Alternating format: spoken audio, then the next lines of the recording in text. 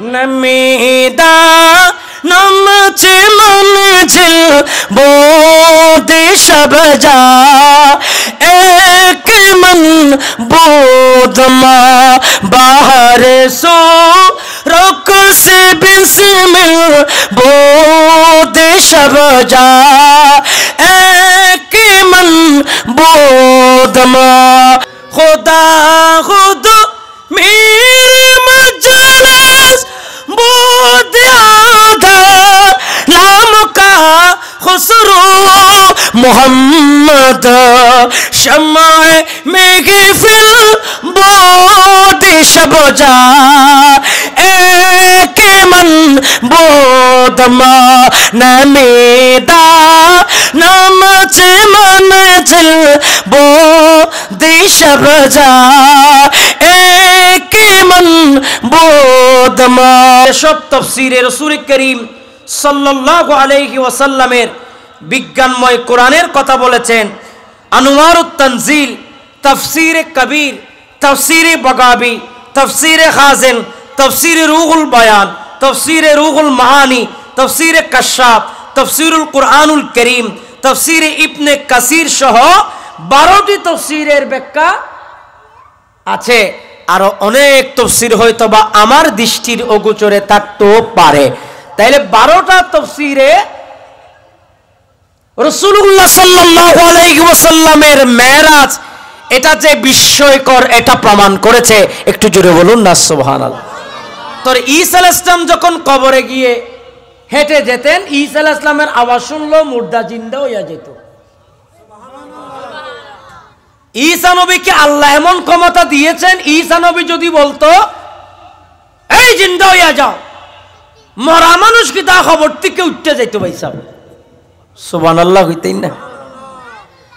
এটা ঈসা আলাইহিস সালামের জন্য বড় দরকার ছিল, কারণ ওই সময় ঈসা আলাইহিস সালাম মরাকে জিন্দা করার মানে ওই নবীর জন্য এটাই বড় উত্তম পন্থা। এটা দেখলে মানুষ দলে দলে ঈমানদার হবে। मूसा अलैहिस्सलाम যখন দ্বীন ইসলামের কথা বলছেন, मूसा अलैहिस्सलाम কে বাদশা আঘাত করা শুরু করতে চাচ্ছেন। मूसा अलैहिस्सलाम নদীর মাঝখান দিয়ে যাচ্ছিলেন, আল্লাহ সাথে সাথে নদীর মাঝখানে রাস্তা করে দিয়েছেন। এটা मूसा নবীর শান। একটু জোরে বলুন সুবহানাল্লাহ। मूसा अलैहिस्सलाम যখন কোনো লাঠি ধরতা কিতাবা হিসাব সাপ হইয়া যাইতা, ইতা সাপ ধরলে আবার লাঠি হইয়া যাইতা, ইতা মুসা নবীর শান। জুড়ে কইলেন না সুবহানাল্লাহ। আমার ভাইয়েরা, এভাবে আমি আপনাদেরকে যদি বলি, আল্লাহ নবী ইদ্রিস আলাইহিস সালাম যে নবী এখনো জান্নাতে আছে,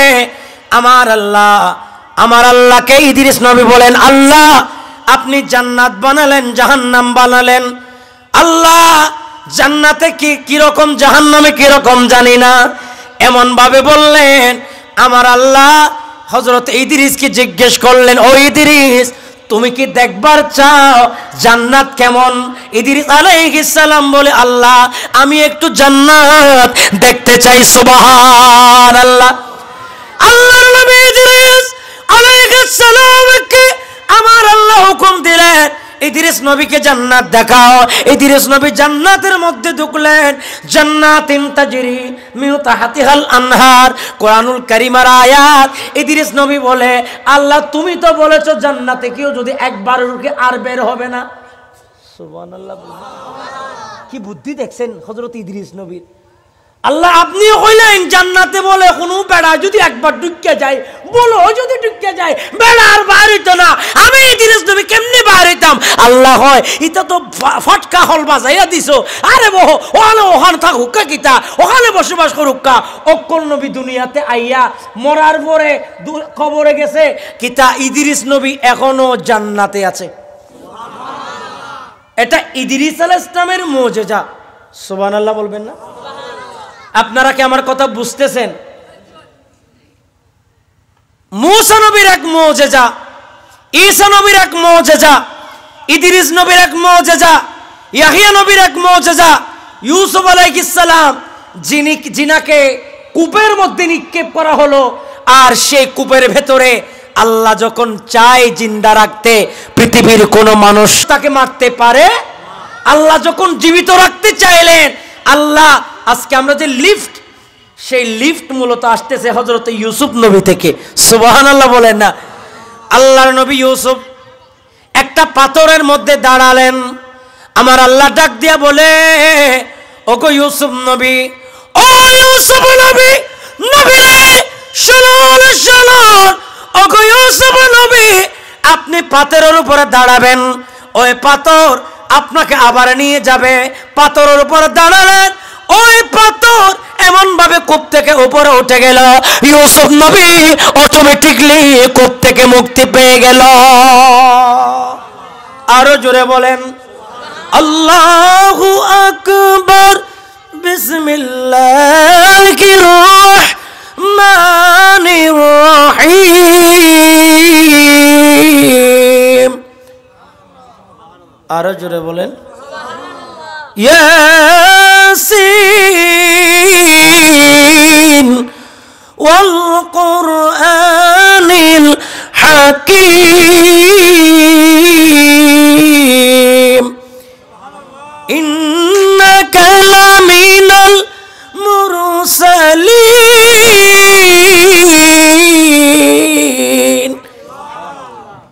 আমার ভাইয়েরা, কি বলছিলাম, এক একজন নবীকে এক এক মুজিজা দান করেছেন, কিন্তু তিনাদের মুজিজাগুলো সময়ের জন্য, ওই এলাকার জন্য, গ্রামের জন্য, শহরের জন্য। ও বাবারা, আজকে যেই নবীর মাহফিল আয়া বয়া পড়বার যুবক, ওই নবীর মাহফিলটা কেমন মাহফিল, ওই নবীর মুস্তাফা, ওই মুস্তাফাটা কেমন মুস্তাফা। সকল নবীরে যা দিছে আমদার নবীরে তা দিছে, এবং আমদার নবীকে রাহমাতাল লিল আলামিন বানায়া দিছে। আল্লাহু আকবার। বিসমিল্লাহির রহমানির রহিম। শাহিদা ওয়া মুবাশশিরা ওয়া নাযীরা ওয়া দা'iয়ান ইলাল্লাহি বিইذনিহি ওয়া সিরাজাম মুনীরা।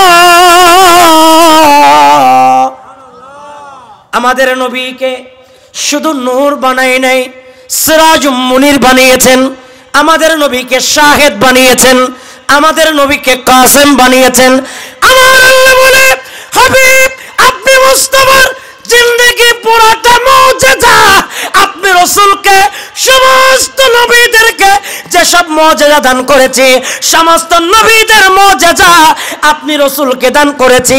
ওর নবী, আপনি যখন ঘুমান আপনার ওযু ভাঙে না, আপনি রাসূল যখন ঘুমান আপনার ওযু ভাঙে না। নবীরে, আপনার প্রস্রাব মুবারক খাওয়ার কারণে দুনিয়ার মানুষের প্রস্রাব যদি খায় তার অসুখ হবে, ডায়রিয়া বিয়ারম হবে, বিভিন্ন ধরনের রোগ হবে। এর যুবক, সাতবাড়িয়ার যুবক ভাইরা, আমার মা বোনেরা, দেখতকিল কণ্ঠে বলতে চায়, বিজ্ঞানময় কোরআনে আমার মুস্তাফার মেরাজ আলোচনা করেছে।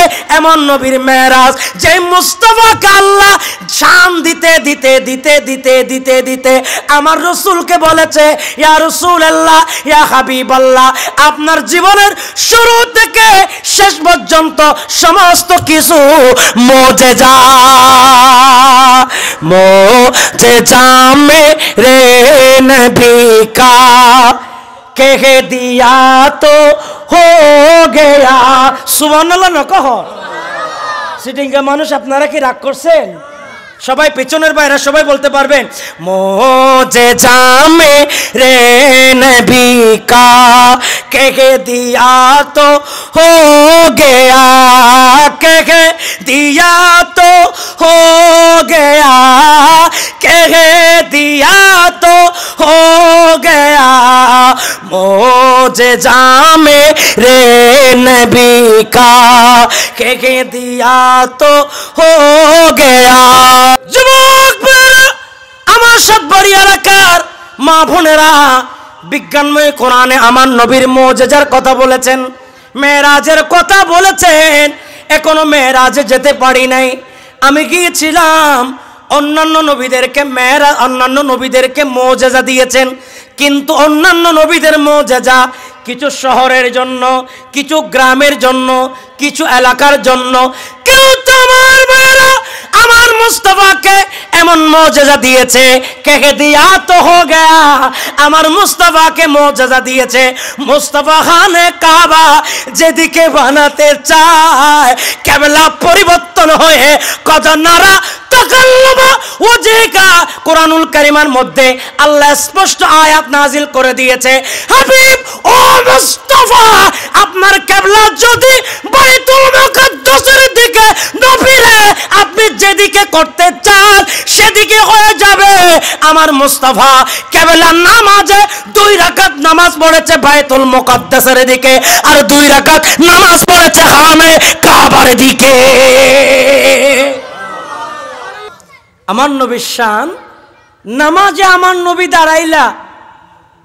আমরা নবীর মনের মধ্যে কেন জানি একটা জিনিস, আমরা নবী হয় 16-17 মাস নামাজ পড়লা কিতা বাইতুল মুকাদ্দাসের দিকে। আমাদের কিবলা ছিল বাইতুল মুকাদ্দাসের দিকে। আমার নবী নামাজের ভিতর আল্লাহ ডাক দিয়া বলে, কত নারা ইয়া রাসূলুল্লাহ, ইয়া হাবিবাল্লাহ, আমি আল্লাহ হুকুম করে দিলাম আপনি যেদিকে চান সেদিকে কিবলা। এজন্য আমার মুস্তাফার শান, আমার দেশের বিজ্ঞানী বলে, he is living in the history of the world who was supremely successful on both the religious and secular level. আমরা বিজ্ঞানীরা গবেষণা করে দেখলাম, আমরা মনিটরিং করে দেখলাম, আমরা অবজার্ভ করে দেখলাম, ওই মুস্তাফার মতো পৃথিবীতে আর কোনো জাত নাই, ঠিক কিনা? ওই মুস্তাফার শান, ওই মুস্তাফার মানের মতো, ওই মুস্তাফার মতো আর কোনো চিজ নাই, ওই মুস্তাফার মতো আর কোনো মানুষ নাই। সেজন্য রহমাতাল লিল আলামিন, অন্যান্য সব সৃষ্টির ভিতরে আল্লাহর কায়নাতে শ্রেষ্ঠ হলো আমার দয়াল নবী, ঠিক কিনা বলেন? আল্লাহর নবী কাবাকে পরিবর্তন, কিবলাকে পরিবর্তন করে দিয়েছেন আমাদের নবী। অন্য কোন নবীদের দ্বারা সম্ভব হয় নাই। এজন্য আমার ভাইয়েরা, আল্লাহর নবী কিবলা পরিবর্তন করে নামাজ আদায় করলেন, সবাইকে দ্বীনের দাওয়াত দেয়, ইসলামের দাওয়াত দেয়, কোরআনের দাওয়াত দেয়, কোরআনের কথাগুলো মানুষের কাছে পৌঁছে দেয়।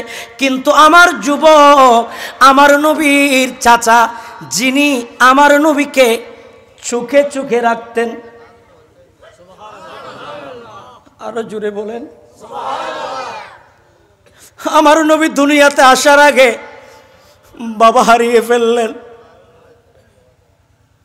আমার নবীর জীবনে কি বলবো? নবী দুনিয়াতে আসার আগে নবীর আব্বাজান চলে গেল, এরপরে 6 বছর বয়সে আম্মাজান চলে গেল। আমার নবী এতিম, আমার নবীর সাহারাওয়ালা কেউ নাই।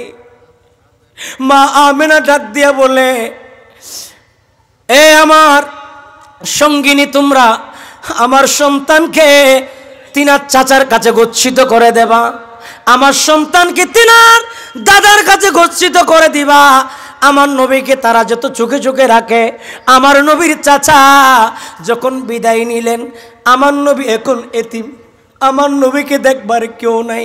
এদিকে আমার ভাইয়েরা, আমার নবীর সবচেয়ে জীবন সঙ্গিনী যিনি, হযরতে খাদিজাতুল কুবরা, একটু জোরে বলুন রাদিয়াল্লাহু তাআলা আনহা, সুবহানাল্লাহ। এখন আমার দেশের অনেক মানুষ দেখবেন, অনেক বক্তা দেখবেন, আল্লাহ নবীর স্ত্রী খাদিজাতুল কুবরাকে সম্মান দিতে জানে না। আমার বড় অবাক লাগে, আপনি কেমন তফসিরুল কোরআন করলেন? কোরআনুল কারীমার কোনো আয়াত নাই, হাদিস নাই, তাফসীরের নাম দিয়ে কোনো একটা সংগঠনকে আপনি ফলো করতে চাচ্ছেন, কোন একটা সংগঠনকে এই দেশের মানুষের কাছে পৌঁছে দিতে চাচ্ছেন, মনে রাখবেন আপনি চিনিয়ে দেওয়ার আগে এই দেশের মানুষ তাদেরকে ভালো করে চিনে, ঠিক কিনা বলেন? এই দেশের জনগণ তাদেরকে ভালো করে চেনে, তারা মানুষের রক্ত পিপাসু, ঠিক কিনা বলেন? তারা মানুষের রক্ত খায় বিশ্বাসী, তাদের পক্ষ নিয়ে আপনি আপনার অবস্থানকে নষ্ট করছেন। আপনি তো মূলত সুন্নি ছিলেন, সুন্নি ঘরের ছেলে, ক্ষমতার লোভের জন্য তুমি এখনো হয়ে গেলা এই উল্টা পাল্টা ডব্লিউ দল। বেড়া কিন্তু আগে সুন্নি ছিল ভাই সাহেব, মিলাদ কিয়ামো করতো, মাজারে যাইতো, উরুস ফাতিহা করতো, কিন্তু ক্ষমতার লোভে বেড়া এমন সাইটটা মারছে, একটু সাইটটাই কিতা এখন বেড়ার অবস্থা অনেক উপরে। কিন্তু আল্লাহ যখন বেড়ারে নিচের দিকে দাবাইয়া দিবা, পৃথিবীর কোনো মানুষের সাধ্য আছে? আচ্ছা হইনচাই দেখি এখানে কাবা ভাঙার জন্য বাদশাহ আবরাহা আসলো, এত বড় বাদশাহ, দুনিয়ার ইতিহাসে এত বড় বাদশাহ, এত বড় পলোয়ান, এবং মাহমুদ নামক হাতি আনলো, এটাও ইতিহাসের সবচেয়ে বড় হাতি। ওই হাতির কাছ থেকে কোনো কিছু রেহাই পায় না, মাহমুদ নামক হাতি এনেছে। হইনচাই দেখি খানে কাবা ভাঙছে না বেড়ারা সিত্তাই হুত্তাই ফইরা গেছেন কি? বেড়া সিত্তাই উঠতে উঠতে গেছেন কি? এখন কইবা হুজুর বাংলাদেশ থেকে কোনো মানুষ গেছে নানি? কয় না না, কোনো মানুষ গেছে না। আল্লাহ কুরআনুল কারীমের মধ্যে বলে, আলাম তারা কাইফা ফাআলা রাব্বুকা বিআসহাবিল ফিল আলাম ইয়াজআল কাইদাহুম ফি তাদলিল ওয়া আরসালা আলাইহিম তায়রান আবাবিল। আর একটু জোরে বলেন না সুবহানাল্লাহ। আমার আল্লাহ বলে, আরে তোকে মানুষ দিয়ে মারাটা এটা বেমানান, তোকে অ্যাক্সিডেন্ট করে মারাটা এটা বেমানান, তুই তো একটা নরপশু, খানে কাবার সাথে ধাক্কা লাগার জন্য এসেছো। আরে তুই তো জানিস না ইন্নাল্লাহ আলা কুল্লি শাইইন কাদির, আমি আল্লাহর কুদরত কত বেশি, আমি আল্লাহর কুদরতের শক্তি কত বেশি। আমার আল্লাহ বলে ওয়ারসালা আলাইহিম তায়রান আবাবিল, আবাবিল পাখি দিয়েছে। আবাবিল পাখি এটা কি 100 গ্রাম হইবা? একদম ছোট পাখি। আবাবিল পাখি কিতা? আবাবিল পাখির টুটে একটা পাথর, দুই পায়ে দুইটা পাথর। ইটা কিতা খানে কাবার লগে যারা বিয়াদবি করছে তারার মাথার উপর দিছে। ইটা দেওয়া মাত্র পাইসা বেড়া বেহুশ হইয়া পড়েন কিছুন কি কিতা বড় হাতি, এই বড় হাতির আর খুঁজে পাওয়া যায় না। তো আমি আপনারা বুঝাইতে চাই যে যারা আজকে খদিজাতুল কুবরার শানে বিয়াদবি করে, বলেন তাদের শাস্তি আছে না নাই? আরো জোরে বলেন আছে না নাই? যারা আমার নবীর বউ বলে, অথচ কোরআনুল কারিমার মধ্যে আমার ফিসা হুজুর আছে বিদায়, আমার শাহজাদা ভাইজান অ্যাডভোকেট ভাইজান আছে বিদায়, ভাইজান কষ্ট হচ্ছে। কোরআন শরীফে আল্লাহ বলে, মা কানা আবা আহাদিম মির রিজালিকুম ওয়ালাকিন রাসূলুল্লাহি ওয়া খাতামান নবিয়্যিন। আমার রাসূল কারো বাপ নয়, আমার রাসূলকে বাপ বলা যাবে না তো। মা কানা মুহাম্মাদুন আবা আহাদিম মির রিজালিকুম ওয়ালাকিন রাসূল, আমার রাসূলকে রাসূল বলো, আমার রাসূল কোন পুরুষের বাপ নয়। আরে বেকুব, রাসূলের স্ত্রী বলতেছো, রাসূলের বউ বলতেছো, আল্লাহ কোরআনে নিষেধ করেছে আমার রাসূল কারো বাপ নয়। রাসূলকে বাপ বলা যাবে না, রাসূলকে বলতে হবে ইয়া রাসূলুল্লাহ, ইয়া হাবিবাল্লাহ। বলেন ঠিক কিনা? চিৎকার মেরে বলেন ঠিক কিনা? বলেন আমরা রাসূল চাই কি চাই না? ইয়া রাসূলুল্লাহ, ইয়া হাবিবাল্লাহ, ইয়া রাসূলুল্লাহ, ইয়া রাসূলুল্লাহ। বলেন আমরা রাসূল চাই কি চাই না? ইয়া রাসূলুল্লাহ বলে অনেকের গায়ে আগুন ধরে যায়, আছে না নেই? কন্যা আছে না নেই? যাক, কথা আমি ভিন্ন দিকে যাওয়া যাবে না। খদিজাতুল কুবরা ইনার ইন্তেকাল। এখন আমার নবীর জন্য দুইটা সুখ। আমার নবী একদিকে চাচা হারালেন, আরেকদিকে আমার নবী আপন বিবিকে হারালেন। আমাদের মা উম্মাহাতুল মুমিনিন হযরতে খদিজাতুল কুবরাকে হারালেন। আল্লাহু আকবার। আমার নবী শান্তির গুজে আমার নবী বলে, আমি আর মক্কায় থাকবো না, আমি তায়েফ শহরে যাব। যে তায়েফ শহরে গেলে আপনারা দেখবেন মক্কা থেকে একটু ঠান্ডা তায়েফ শহর, ওখানে পানি আছে, ওখানে গাছগাছালি আছে, একটু শান্তিময় জায়গা।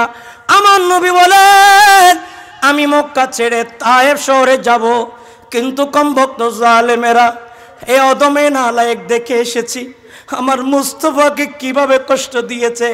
ও বাবারা, তায়েফ শহরে মসজিদে রসুল নামক, আমার ভাইয়েরা অনেকে গিয়েছেন, মসজিদে রসুলের উপরে এখনো বিশাল আকারে বড় পাথর এখনো আছে পাহাড়ের চৌড়ায়। এটা পাহাড়, পাহাড়ের নিচে আমার রসুল মসজিদ করেছেন, মসজিদে রসুল, যেখানে আমার নবী অবস্থান করছিলেন। মক্কার কাফিররা ডাক দিয়া বলে নবী মুহাম্মদকে পাথর ছুটাই মারবো। ওই পাহাড়ের চৌড়ায় গিয়া বিশাল একটি পাথর নিয়ে ওই পাথরটা নিক্ষেপ করলা আমার রসুলকে মারার জন্য। আর আমার রসুলকে নিক্ষেপ করতে চায়, আল্লাহ বলে পাথর, ও পাথর তোমাকে তো আমি বানাইতাম না, লোলা কালামা খলাকতুল জান্নাহ ওয়ালান নার ওয়ালাশ শামসা ওয়ালাল কামারা ওয়ালাল লাইলা ওয়ালান নাহার। এরে পাথর তোমারে তো বানাইতাম না আমার রহমাতাল লিল আলামিন নবীর না বানাইলে। পাথরের মাথায় ঢুকে গেল আমি পাথরের শক্তি নেই, কিন্তু মওলা আমাকে কেমন কথা বলল, পাথর নাকি আমি পাথর হয়েছি নাকি নবীর কারণে, আমি পাথর কেমনে আমার নবীর গায়ে লাগি। ও দুনিয়াবাসী, এখনো পাথরটা জিরোর উপরে এখনো আছে, এখনো শূন্যের উপরে আছে। গোটা দুনিয়াবাসীকে জানিয়ে দিয়েছে আমার মুস্তাফার কলিজায় যারা আঘাত দিতে চায় তারা আঘাত দিতে পারবে না। আমার নবীকে সম্মানের মালিক করেছেন কে? আরো জোরে বলেন কে? আমার ভাইয়েরা ওই তায়েফ শহরে গেল, তায়েফ শহরে আমার নবীরে এমন ভাবে কষ্ট দিল, আমার নবীর শরীর থেকে রক্তাক্ত করলো, আমার নবীর শরীর থেকে খুন মুবারক বের হলো। একজন সাহাবী আমার নবীর খুন মুবারকের মধ্যে হাত দিয়ে দিল, এই খুন মুবারক গুলা তিনি কে ফেললা। আমরা নবী ডাক দিয়ে হয়, ও নবী সাহাবী খুনানে ফালাইলা, উজুর ফালাইছি না ফালাইছি না, আমি চিন্তা করি হুজুর আপনার আল্লাহ এত শান দিয়া বানাইছে, ও হুজুর ইয়া রাসূলুল্লাহ আপনার শান বোঝার জন্য তো মানুষ নাই। ইয়া রাসূলুল্লাহ আমি তো ওই জিনিস ফেলাই নাই, এগুলো আমি কে ফেলেছি? মালিক বিন সিনানকে আমার রাসূল বলে, ও মালিক বিন সিনান আমি রাসূলের প্রস্তাব মোবারক খাওয়ার কারণে, আমি রাসূলের খুন মোবারক খাওয়ার কারণে তুমি মালিক বিন সিনান আজীবন রোগ মুক্ত হয়ে গেলা। আরে সাহাবারা আতরে বানায় ওই নবীজির গাম ভাইজান, সাহাবারা সবাই বলতে হবে আতরে বানায় ওই নবীজির গাম, বলার রহমতে আলম নূরে মুজাসসাম, রহমতে আলম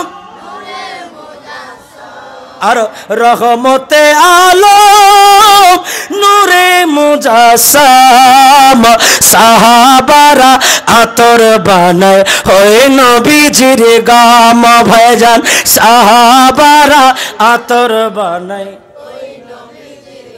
এখন কয়টা হলো কষ্ট? তিনটা।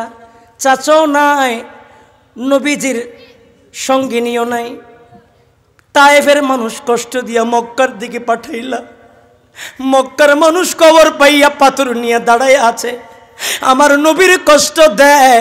আর আল্লাহ কোরআনুল কারীমের আয়াত নাজিল করে দিয়েছেন, ওয়াল্লাযীনা হাজারু ফি সাবিলিল্লাহ, এ রাসূল আপনি হিজরত করেন, আপনি হিজরত করেন, আপনি মক্কা থেকে হিজরত করেন। আর ওই রাতে আল্লাহ জিবরিলকে পাঠালেন আমার রাসূলকে মেরাজ আমি দেব। তিনটা কষ্ট আমার রাসূল হতাশার মধ্যে পড়ে গেল, আমার রাসূলের বড় কষ্ট হয়। আমার আল্লাহ ডাক দিয়ে বলে, হাবিব আপনার বিরহ আপনার কষ্ট আমার সহ্য হয় না। হাবিবি গো, মুসা নবী আমি আল্লাহকে দেখার জন্য পাগল হয়ে গেছে, তুর পাহাড় জ্বললে গেছে, ইতা সুরময়া গেছে। ইয়া রাসূলুল্লাহ, সুবহানাল্লাযী আসরা বিআবদিহি লাইলাম মিনাল মাসজিদিল হারামি ইলাল মাসজিদিল আকসা। মেহানির ঘরে আমার আল্লাহ জিবরিলকে পাঠালেন। জিবরিল, আমার রাসূলের আম্মা জান নাই, গত বছর হুজুর আমার নবীর জিয়ারতে গিয়ে আমার নবীর আম্মা জানের কবর মোবারকের মধ্যে গেলাম। আল্লাহু আকবার বলে। আজকে গতকালকে ঢাকার দিকে একটা মাজার ভেঙে দিছে। গত কয়েকদিন আগে পরশুদিন আমার ভাই আহমদুল হক সাহেব স্ট্যাটাস দিল, এদিকে পটিয়া চন্দনেশের দিকে একটা মাজারে আগুন দিয়ে দিছে। এরকম বাংলাদেশের স্বাধীনের পরে আমরা দেখতেছি বিভিন্ন মাজারের মধ্যে আগুন। আমি আপনাদেরকে বলবো, এই সমস্ত বেয়াদব শুধু এখানে নয়, আমার নবীর দেশে পর্যন্ত আছে। কেমন জানেননি? খোদার কসম, এই চোখকে বিশ্বাস করাইতে পারতেছি না। নবীর আম্মা জান আমেনা মায়ের কবর থেকে এক গর্ত পরিমাণ মাটি কুড়ে ফেলে দিয়েছে বেয়াদবেরা। এরা তো মাজার করতে দেয় নাই। মা আমেনার মাজার যেখানে, আমি আল্লাহ শপথ করে বলছি, রাতের 4টার সময় নালায় গেছি আবা নামক জায়গায়। এই যে গুস্তাখের রাসূল, বেয়াদবের রাসূল বাংলাদেশে নয় মদিনাতেও আছে।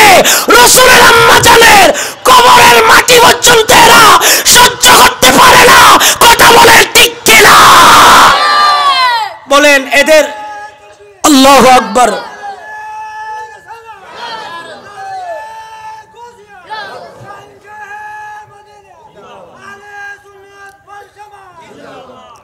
আমরা বলতে চাই, মাজারওয়ালাদের ঐক্য এখনো দেখেন নাই। মাজারওয়ালা যখন এক মজলিসে নামবে, তখন আর কোনো ওয়ালার জায়গা বাংলাদেশে হবে না। ঠিক কিনা বলেন? ঠিক কিনা বলেন? আমরা কোনো হানাহানি চাই না। আমরা হতে পারি ওই শাহজালালের মতো রাজা গৌর গোবিন্দকে কিভাবে পরাজিত করেছে এই বাংলাদেশের স্বাধীন সোনার মানুষ, আউলিয়ার প্রেমিক মানুষ, সাতবাড়িয়ার দরবারের আশেক, আরো বাংলাদেশের প্রত্যন্ত অঞ্চলের দরবারের মানুষ জানে। ঠিক কিনা বলেন? কথা বলেন ঠিক কিনা? সুতরাং আমাদেরকে বেলকিবাজি করার চেষ্টা করুন না ভাই সাহেব। এখন যতটুকু আছে ইতাও চলিয়া যাইবা কি। আর রাজা গৌর গোবিন্দ ভেলকিবাজি দেখাইছিল, আর সেখান থেকে পাথর নিয়ে এসেছে শাহজালালকে মারবে। সেখান থেকে সিলহট, এই পাথর দাঁড়াইয়া যা, সিলহট দাঁড়াই যা, ওই সিলেটের পাথর দাঁড়াই যা, দাঁড়াই গেছে, নামইয়া গেছে সিলেট। সুবহানাল্লাহ বলে। আমার ভাইয়েরা, তো আমি আপনাদেরকে বোঝাতে চাই, আমার নবী এতিম হয়ে গেল। আমার আল্লাহ বলে, আমার নবীরে আমি দেখা দিব। জিবরিলকে বলে, জিবরিল আমার নবীর কদমে যা। আজকে আমার নবীরে কাউবয় বলে, মনে যেমন ইচ্ছা তেমন বলে। High high high high high high, তোমার কি কি এলম তোমার আছে? সিয়ারা গান ছাড়া আর কিছু আছে না? আল্লাহ একটা সিয়ারা দিছে, সিয়ারা নূরও যে তোর আছে এটা তো গেছে গা। ওলি আল্লাহ শানে গুস্তাকি করার কারণে আমার কথায় আপনারা কষ্ট পাচ্ছেন। আমি আমার রাসূলের শান আঘাত করলে আমি বসে থাকবো? আমার জনপ্রিয়তা যেদিকে যাক, আরে জনপ্রিয়তা কদমের নিচে রাখেন। মুস্তাফার শানে আঘাত চলবে না, চলবে না, চলবে না। ঠিক কিনা বলে? আরো জোরে বলেন ঠিক কিনা? আমার রাসূলকে বললেন, এমন কথা আমরা কখনো এটা মেনে নিতে পারি না। এখনো উদ্ধ করে নাই, কারণ গুস্তাকরা উদ্ধ করবে না, এরা গাদ্দার।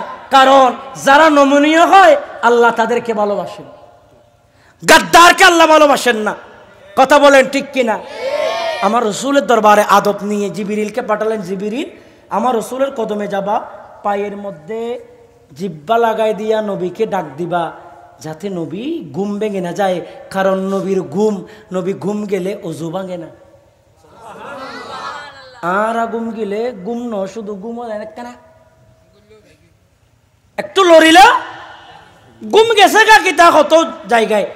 আর আমরার নবী গুম গেলে গুমের থেকে উঠি একদিন নবী নামাজে দাঁড়াই গেছে, সাহাবায়ে কেরাম দুই তিনটা কুতুমুতু করতেছে, কিরে রসুল পাক অজু তজু করলো না, ঘটনা কি? রসুল সালাম বিরাই বলতেছে, আরে তোমরা তো নবীরে এখনো চিনো নাই, আমি রসুলকে আল্লাহ গুম দিয়েছে, আমি গুম গেল সেখানেও অজু থাকে, কারণ আমার কলব চিন্তা থাকে, কলব ঘুমালে তো গুজু ভেঙে যাবে। আমি রসুলের, আমি মুস্তাফার কলব ঘুমাই না, আমার রসুলের কলব সবসময় জিন্দা থাকে। আমার ভাইয়েরা, বিজ্ঞানময় কোরআন, কোরআনুল কারিমার এই জায়গায় যদি বিজ্ঞান দেখেন, বিজ্ঞান বলে রসুলের মেরাজের মতো এত তথ্য উপাত্ত আমরা আর কোথাও পাই নাই। এবার আসেন সূরা ফিল। সূরা ফিলের 4 নং আয়াতে পদার্থ বিজ্ঞানের সৃষ্টি, 5 নং আয়াতে জীববিজ্ঞানের সৃষ্টি। এভাবে কোরআনুল কারিমার এক একটা আয়াত দিয়ে এক একটা পদার্থ বিজ্ঞান, অমুক বিজ্ঞান, সমুক বিজ্ঞান, যেটাই বলেন সমস্ত বিজ্ঞান সৃষ্টি হয়েছে আল্লাহর কোরআন থেকে, ঠিক কিনা বলেন? এজন্য কোরআন আগে, বিজ্ঞান পরে। কোরআন বিজ্ঞান পরে। বিজ্ঞান কি বলে দেখেন, বিজ্ঞান বলে আমাদের এক্সাম্পল, ফর এক্সাম্পল আমার অ্যাডভোকেট ভাইজান আছেন, দেখেন এই বোতলটাতে কিতাবা হিসাব কিতা আছে, মত আছে না নি, কিতা আছে? একটু আওয়াজ দিয়া লাগবা, আরো জোরে, সবার আওয়াজ হয় নেই, পানি।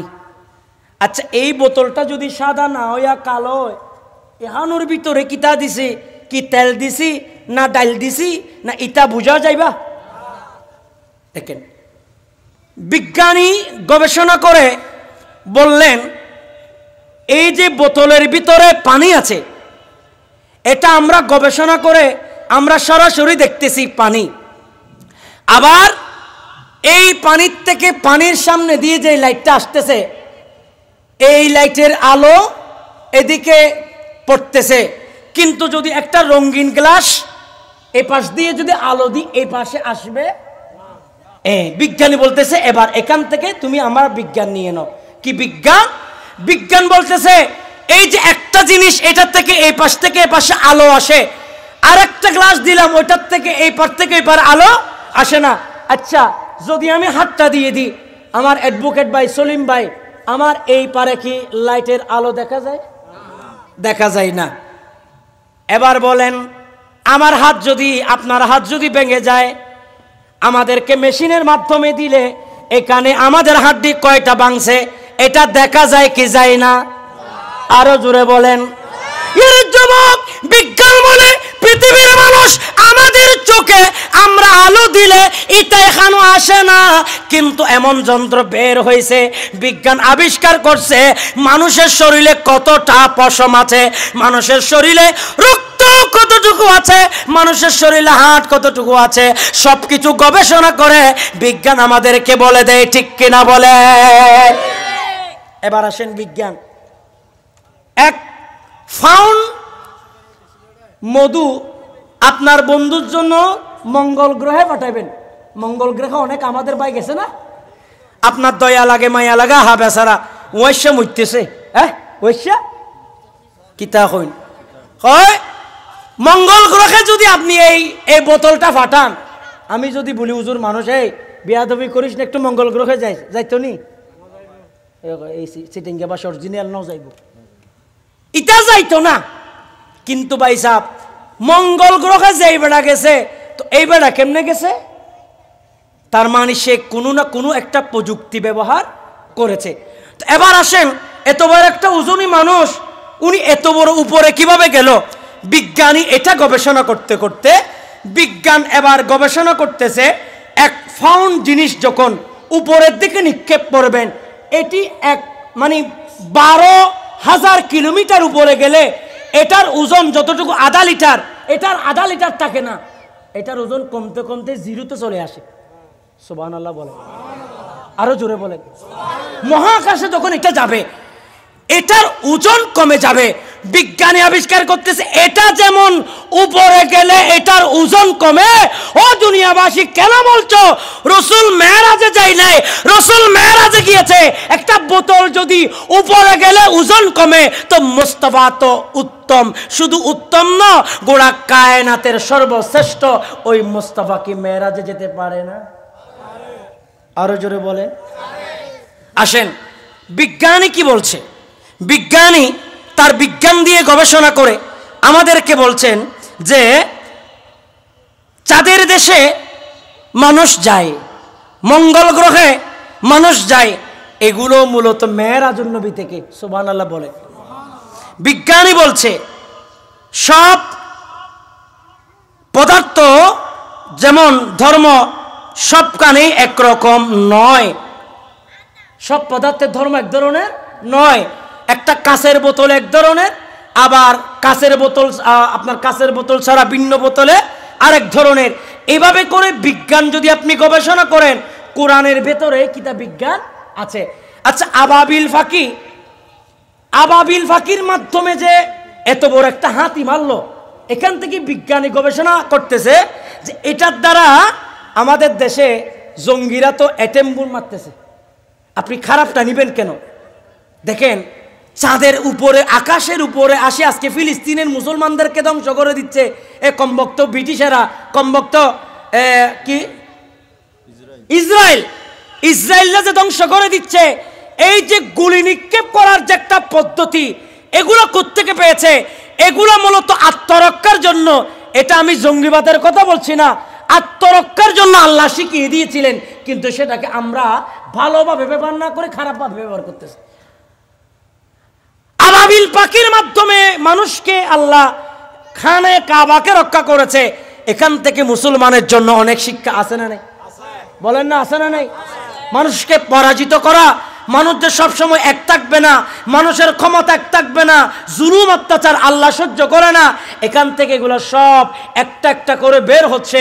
বলেন এই বিজ্ঞানময় কোরআন, এই কোরআন এবং বিজ্ঞানের সম্পর্ক খুব গভীরভাবে আছে, কিন্তু বিজ্ঞান এবং কোরআন মানতে গিয়ে আমরা যাতে ছিটকে না পড়ি, আমরা যাতে আমাদের গাইডলাইন, আমাদের গতিপথ হারিয়ে না যায়, কারণ গতিপথ হারালে বেঈমান হয়ে যাবে। ঠিক কিনা বলে? আরো জোরে বলেন না ঠিক কিনা? অনেক বিজ্ঞানী গবেষণা করতে করতে সে পথভ্রষ্ট হয়ে যায়। আবার আমার ভাইজান অ্যাডভোকেট সাহেব মাশাআল্লাহ, আমি দেখি বড় বড় কনফারেন্সে তিনি থাকেন, আবার ওনার মতো বহু অ্যাডভোকেট আছে না, আমার রসুলকে সহ্য করতে পারে না। আছে না নেই? বলেন না আছে না নেই? আমার ভাইয়েরা, এজন্য বিজ্ঞানময় মেরাজের কথা বললে আমার এই কিতাবের সবচেয়ে বড় হাদিস যেটা মেরাজের হাদিস। সুবহানাল্লাহ। আমার ভাইজান সলিমউদ্দিন সাহেব, আমার পিসা বুজুর্গ আছে, দেখেন এত বড় হাদিস আর না, এটা সবচেয়ে বড় হাদিস রাসূল পাকের মেরাজের উপরে। সুবহানাল্লাহ বলে। তাও এটা আবার আমি ওদমের কিতাবে, আলহামদুলিল্লাহ বলেন না, এটা সিহাসিত্তার কিতাবে আছে, মিশকাতে আছে, বরণ্য কিতাবে সিহাসিত্তার কিতাবগুলাতে আছে। কি আছে? মেরাজের ব্যাখ্যা। আনাস ইবনে মালিক রাদিয়াল্লাহু তাআলা আন্না রাসূলুল্লাহ সাল্লাল্লাহু আলাইহি ওয়াসাল্লাম ক্বালা উতিতুল বুরাক। আমি কিন্তু জায়গায় আসি গেছি। উতিতুল বুরাক, বুরাক আনা হলো কি জন্য? নবীকে সফর করার জন্য। উতিতুল বুরাক ওয়া হুয়া দাব্বাতুন আবিয়াদুন, এটা দেখতে সাদা। সুবহানাল্লাহ বলেন না? আপনাকে বিরক্ত হচ্ছেন? তবিলুন ফাওকাল হিমারে দুনাল বাগল, এটা গাধার চেয়ে বড়, খচ্চরের চেয়ে ছোট। আমার ভাইয়েরা, ইয়াদাউ হাফিরাহু ইনদা মুনতাহা তারফিহি, এটা চক্ষু দৃষ্টি শক্তি একদিকে দেখলে দুনিয়া ভেদ করে আসমান পর্যন্ত দেখে। নমিদা নমচে মনঝিল বোদে সবজা এক মন বোদমা বাহর সো রুক সে বিসমিল বোদে शब जा एक मन बोधमा सलात निया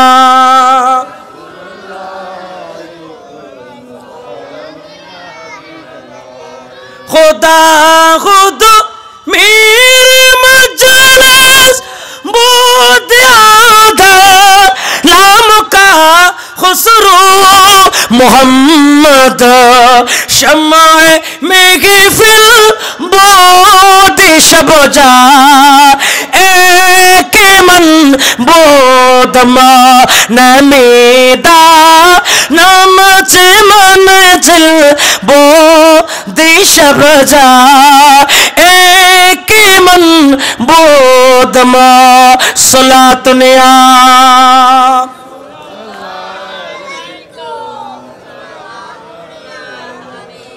সামনের দিকে যাব না বুখারীর হাদিসটা মিশকাতের হাদিসটা সামনে রাখলাম বাবুল মেরাজ সবচেয়ে বড় হাদিস আমার নবীর ব্যাপারে মেরাজ কেমন বলতে চেয়েছিলাম সময় নেই পারা যাবে না আমি চেয়েছিলাম এই হাদিসের অনুবাদ করলে আপনি মেরাজের টপ টু বটম এখানে পাবেন গোড়া কেমন ছিল তার দৃষ্টিশক্তি কতটুকু ছিল সে কিভাবে গিয়েছে আমার নবী বায়তুল মুকাদ্দাসে গিয়েছে আমার ভাইরা মুস্তাফা মসজিদ হারাম থেকে বায়তুল মুকাদ্দাসে গেলেন ওযু করলে বায়তুল মুকাদ্দাসে দেখা যায় আমার নবীর সাথে অন্যান্য নবীরা নামাজ পড়ার জন্য সেখানে অপেক্ষা করতেছে মুসা নবীকে দেখলেন কবরে নামাজ পড়তেছে আবার বায়তুল মুকাদ্দাসে তিনি নামাজের জন্য দাঁড়িয়ে গেলেন আল্লাহু আকবার বলেন আমার ভাইরা মুসা কালিমুল্লাহ সহ সবাই নামাজ পড়লেন আর নামাজ পড়ে আল্লাহর নবীকে এবার জিবরিল আমিন প্রথম আসমানের মধ্যে নিয়ে গেলেন দরজার মধ্যে নিয়ে গেলেন দরজার মধ্যে নিয়ে যাওয়ার পরে আমার ভাইরা সেখানে বায়তুল মুকাদ্দাসে 2 রাকাত নামাজ আদায় করার পরে আল্লাহর নবীকে নিয়ে তিনি বের হলেন সুম্মা খরজতু ফাজানি জিবরিল বিইনাই মিন খামরিন ওয়া ইনাই মিন লাবানিন একটু জোরে বলুন না সুবহানাল্লাহ সেখানে রাসূল পাক কি কিছু খাওয়ালো সুবহানাল্লাহ বলেন সেখানে আমার নবীকে কিছু খাওয়ালো জান্নাতি খানা এবার নবীকে নিয়ে আমার ভাইরা প্রথম আসমানের দরজায় গেলেন প্রথম আসমানের দরজায় গিয়ে প্রথম আসমানের মধ্যে তিনি আঘাত করলেন আঘাত করার পরে বললেন মান আনতা আর জিবরিল বলে ক্বালা আনা জিবরিল আমি জিবরিল তখন ওই আসমানের ফেরেশতা জিজ্ঞেস করতেছে ওয়াকিলাম মাকা তোমার সাথে কে আছে নাকি বলে আপনি কি জানেন না আজকে যার জন্য দুনিয়া সাজিয়েছে রাহমাতাল লিল আলামিন আজকে আমার সাথে আছে আরে মেরাজে যায় আল্লাহর হাবিব নবী কামলি ওয়ালা মেরাজে যায় আল্লাহর হাবিব নবী কামলি ওয়ালা ইয়া রাসূলুল্লাহ बल्ला या रसूल अल्लाह गुप्त दोनों प्रकाशिते नीलेन अल्लाह अर्श पाके सुभान अल्लाह बोले अरे गुप्त दोनों प्रकाशिते गुप्त दोनों प्रकाशिते नीलेन अल्लाह अर्श पाके पीछे पीछे फिर जिलानी नबी कमल वाला या रसूल अल्लाह सबाए या रसूल अल्लाह उलन मेराजे जाए अल्लाहर हबीब नबी कमल वाला मेराजे जाए अल्लाहर हबीब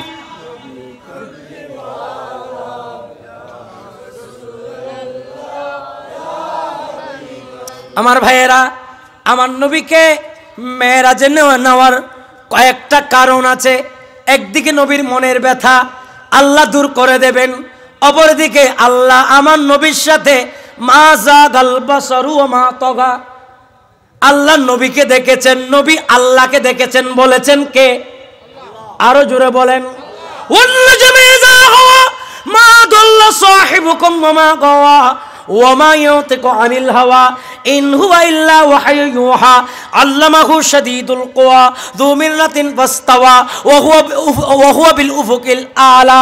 উচ্চ সুরে বলুন না সুবহানাল্লাহ। আমার নবীকে উপরে নিয়ে গেলেন, যেতে যেতে আমার নবী দেখতেছেন আমি প্রথম আসমানে স্টপ হয়ে গেলাম। আসমানের উপরের দিকে যত গিয়েছেন আমার নবী তত গুপ্ত গুপ্ত জিনিস দেখেছেন। সেখানে একটা জায়গা দেখেছেন নিজের মাথায় নিজে পাথর ছুটাই মারে। আমার নবী জিজ্ঞেস করে, জিবরিল, ও জিবরিল, এরা কারা? ও জিবরিল, এরা কারা? জিবরিল একটু বলবানি এরা কারা যারা নিজের মাথা পাথরের মধ্যে মারে? আমার রসুল জিজ্ঞেস করলা, কিছু মানুষ তাদের শরীর আছে পেটটা কিন্তু বেশি মোটা। আমার রসুল জিজ্ঞেস করলো এরা কারা? আমার রসুল দেখলো কিছু মানুষের মুখ থেকে রক্ত বের হচ্ছে। আমার রসুল জিজ্ঞেস করলো এরা কারা?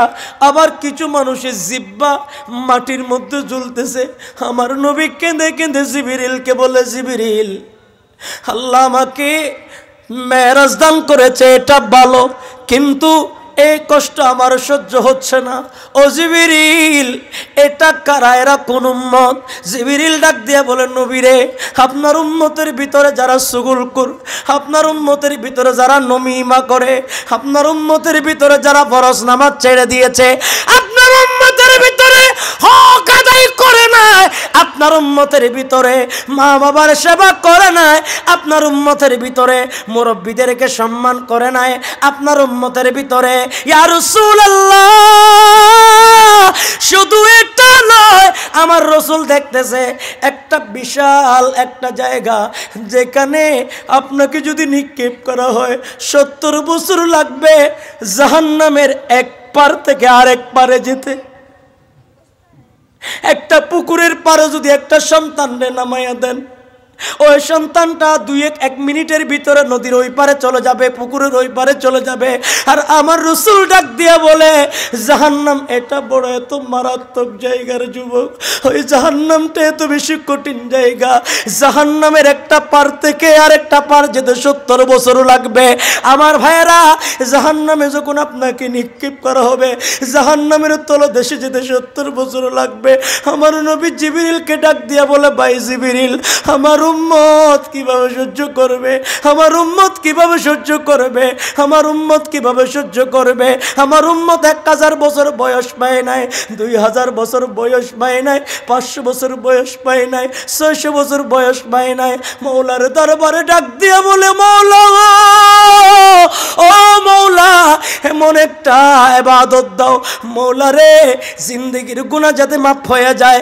মানুষ আমার ভাইয়েরা জিন্দেগির গুনাহ মাফ হয়ে জান্নাতে হয়ে যায়। রব্বুল আলামিন ডাক দিয়ে বলে, ইয়া রাসূলুল্লাহ, ইয়া হাবিবাল্লাহ, নামাজ পড়ার মাধ্যমে বান্দার জিন্দেগির গুনাহ মাফ হয়ে যায়। ইন্নাস সালাতা তানহা আনিল ফাহশাই ওয়াল মুনকার। এর যুবক যুবক রে, পঞ্জগানা নামাজ যদি আদায় করো, 5 ওয়াক্ত নামাজ আদায় করো, কিতাবে লিখতেছে পুকুরের পুষ্কুনির মধ্যে 5 বার যদি তুমি গোসল করো, শরীরের ময়লা থাকবা না, শরীরের মধ্যে ময়লা থাকতো না। ঠিক তেমনি ভাবে বান্দারে নামাজের পাবন যখন হয়ে যায়বা, জুমার নামাজ যখন পড়বা, তাহাজ্জুদের নামাজ যখন পড়বা, সালাতুত তাসবিহ নামাজ যখন পড়বা, নফল নামাজ যখন পড়বা, নামাজে দাঁড়ায়া দাঁড়ায়া কান্দো, মৌলা অপরাধ যা করেছি আর করব না, এইভাবে যখন কান্দবা, আমার আল্লাহ ডাক দিয়া বলে, ও নবী, আপনার উম্মতের গুনাহ আমি মাফ করে দেব। আরো জুড়ে বলেন, আর একটু মহব্বতে বলেন। আমার ভাইয়েরা, একটুখানি এইভাবে বলি, এই কিতাবে মাসালা আছে, এখানে আমরা মাসালা এনেছি, মাসালা দিয়েছি। এই মাসালাগুলা এমন মাসালা আছে যেই মাসালাতে বলা হয়েছে জাহান্নামের একটা দারোয়ান যদি দুনিয়ার মধ্যে উকি মারি তাকাই, খোদার কসম দুনিয়া থাকবে না। কতটুকু মারাত্মক জাহান্নামের আগুন। দুনিয়ার মানুষ নিঃশ্বাস বন্ধ হয়ে যাবে, দুনিয়ার মানুষ দুর্গন্ধ আর দুর্গন্ধে মানুষ মারা যাবে। শুধু মানুষ মারা যাবে তা নয়, গাছপালা মারা যাবে, সব কিছু মারা যাবে। একটু চিন্তা করে দেখেন, দুইটা চোখ যদি আমাদের বন্ধ হয়ে যায়, আমাদেরকে কবর দেওয়া হবে। ওই কবরে তো আমাদের আর কোনো ক্ষমতা থাকবে না। দুনিয়াতে আপনার ক্ষমতা আছে, আমি বলি নাই করি নাই বলার জন্য, কিন্তু কবরের ভিতর তো ক্ষমতা চলবে না। আল-ইয়াওমা নাখতিমু আলা আফওয়াহিহিম ওয়া তুকাল্লিমুনা আইদিহিম ওয়া তাশহাদু আরজুলুহুম বিমা কানু ইয়াকসিবুন। তখন আপনার হাত কথা বলবে, আপনার মুখ কথা বলবে, আপনার মাথা কথা বলবে, আপনার পা কথা বলবে। এরে সাতবাড়িয়ার যুবক ও আমার মা বোনেরা, আপনাদের কদমে বলে দিতে চায়, একজন জাহান্নাম থেকে যদি মহিলা একটা ছুরি যদি জমিনের মধ্যে নিক্ষেপ করে, ওই ছুরির আগুনের কারণে গোটা দুনিয়া আগুন আর আগুন হয়ে যাবে। ওই উত্তপ্ত আগুন আমরা সহ্য করতে পারবো না, আমাদের সহ্য করার ক্ষমতা নাই। সেজন্য মেরাজ থেকে শিক্ষা অনেক নিতে পারবেন, তার ভিতরে অন্যতম শিক্ষা নামাজ। ঠিক কিনা? 5 ওয়াক্ত নামাজ পড়বেন, মেহেরবানি করে 5 ওয়াক্ত নামাজ পড়বেন। কিতাবের ভিতরে জাহান্নামের কথা বলতে গিয়ে এভাবে বলেছেন, সেই জাহান্নাম কত মারাত্মক হবে, ফুটন্ত পানিতে আমাদেরকে নিক্ষেপ করা হবে, যেটা জ্বলতে জ্বলতে লাল থেকে এখন কালো হয়ে গেছে, হাজার হাজার বছর ধরে জ্বলতেছে। সৃষ্টির আগে, আমাদের আগে এই জাহান্নাম সৃষ্টি করা হয়েছে। এটা এমন আমাদেরকে খাওয়ার জন্য পাগল হয়ে আছে, কারণ তার তো কোনো খানা নাই। জাহান্নাম জ্বলতে জ্বলতে চৌচির হয়ে গেছে। জাহান্নাম যদি কোনো একজন মানুষকে পায় তো গিলে কে ফেলবে। হাজার হাজার বছর ধরে জ্বলতেছে। বলেন, জাহান্নাম থেকে বাঁচার দরকার আছে না নাই? আরো জোরে বলেন, আছে না নাই?